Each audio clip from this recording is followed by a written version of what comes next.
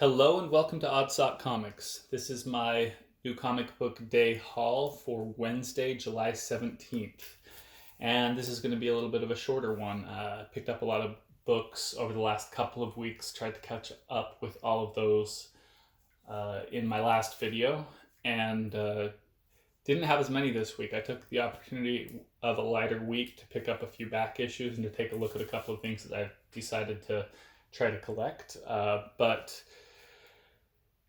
might as well just get into it. There wasn't anything that really stood out to me this week, so I put as my book of the week this Batman 75. Now, it's not because of the writing.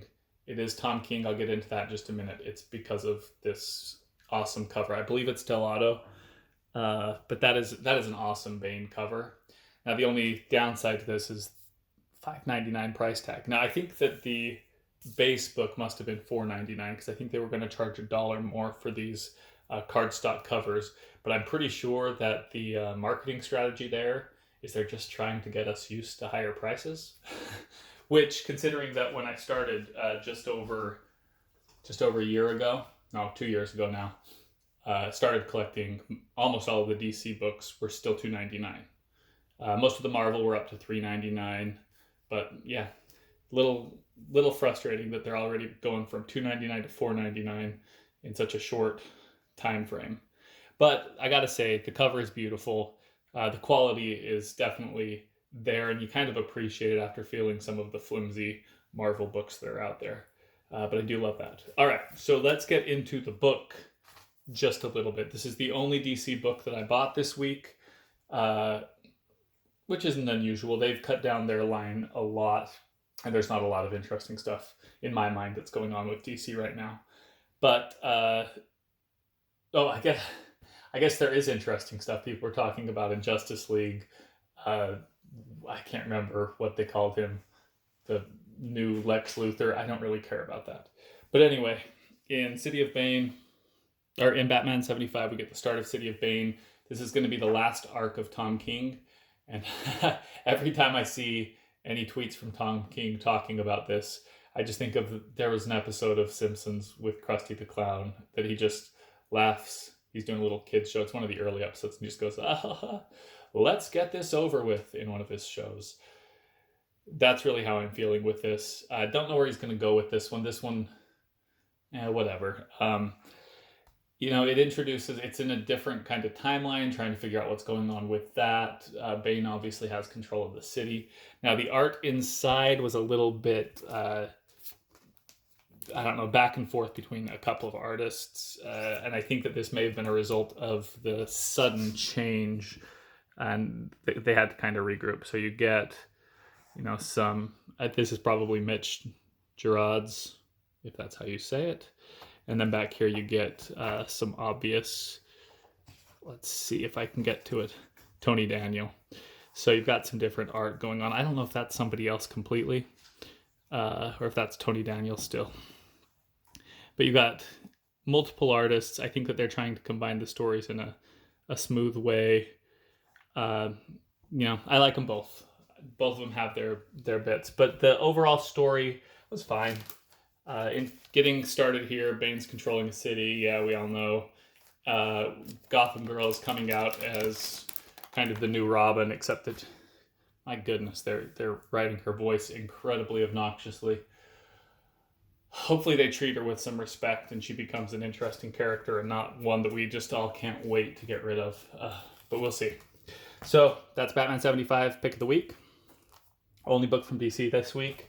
Let's get into Vampirella, I guess. So Vampirella number 1. Christopher Priest is writing it. Was really excited about that. I think he did a good job. I had not read the Free Comic Book Day copy yet.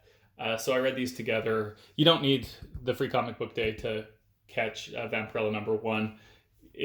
There's something that you'll notice if you read the Free Comic Book Day first.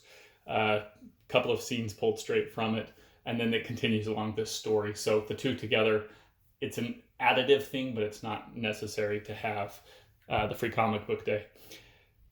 This is going to be cool. I'm looking forward to it. Obviously, the cover art is amazing. This is the Frank Cho wraparound cover. I think it's the cover A, the base one that most people were getting. I like the Alex Ross. It looked really good. I did like the Jusco. I almost grabbed that one. But then I just decided to stick with the Frank Cho because I ordered the Art Germ sneak peek variant and an Adam Hughes variant online. So I'll be getting those in a couple of days. My shop, I think he got a bunch of incentives, but they were all spoken for before I got a chance to see if any were available. But the book's good. I think it's going to stand out. It's an interesting new telling. They're treating it well. I feel like Dynamite is going to be on the rise coming up because of the way that they're treating their customers. They're giving the people who buy books what they want. That's how you make money.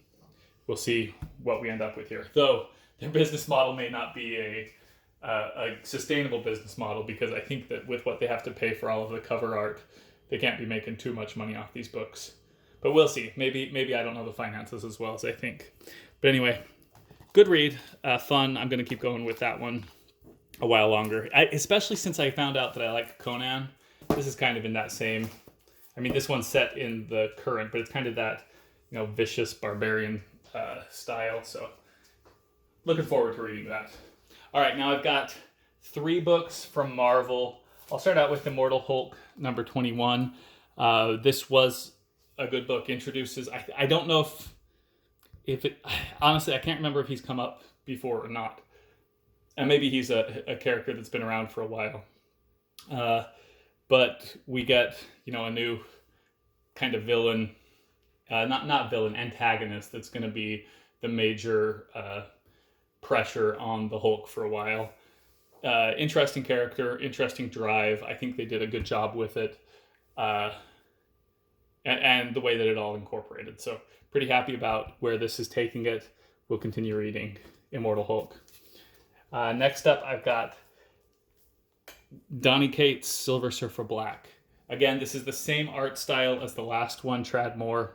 Very esoteric, very different. Kind of feels like you're on, not feels like you're on LSD, but it's kind of made to mimic that feeling. Very liquid, round lines, flowy, colorful, all that kind of interesting stuff. Some of it's very dream oriented. But, I got to show you one that I liked. I'm pretty sure that most people are reading this. It's good. I think that it's interesting enough without being overly complex. I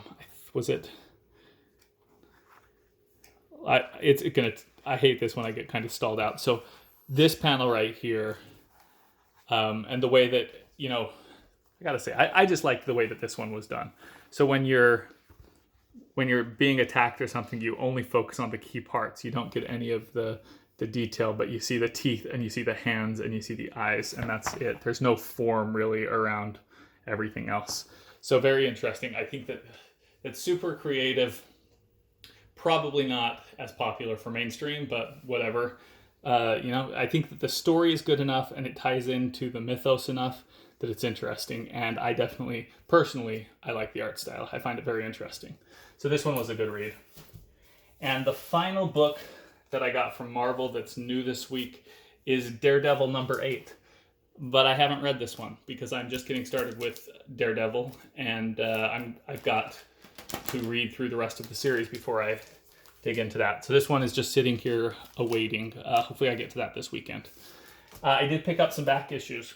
So, like I said, this was a lighter week, so I went looking for some books that were on kind of I made a decision while I was out looking for books last week that I was going to try to finish out this Thor God of Thunder run. So I picked up 3 books, number 4, 5, and 25. 4 and 5 I got for $2 a piece. 25 I paid like $5 for, and then I get a little discount off of that. But for $2, these were no-brainers. I'll pick up every book in the run for $2 if it's available, even if it's not in very good shape. Like this one's pretty scratched up. But I'm not buying them for the condition. I'm buying them because this is a run that I read, I really enjoyed, and it's one that I want to, hold on to, have sitting in a box to grab from time to time. And I do like it in the comic book form. Trade paperbacks don't do it. I read it digitally. that doesn't have the same feeling. I want it like this. I want to be able to read this, pull it out and kind of remember the story, see where it moves things going forward. If I can look back on it 10 years from now and see if, it's still influencing the Thor mythos. I think that would be really cool. But that's why I bought it. Happy to have these 3. And really, that's it for this week. It wasn't that exciting, wasn't that great.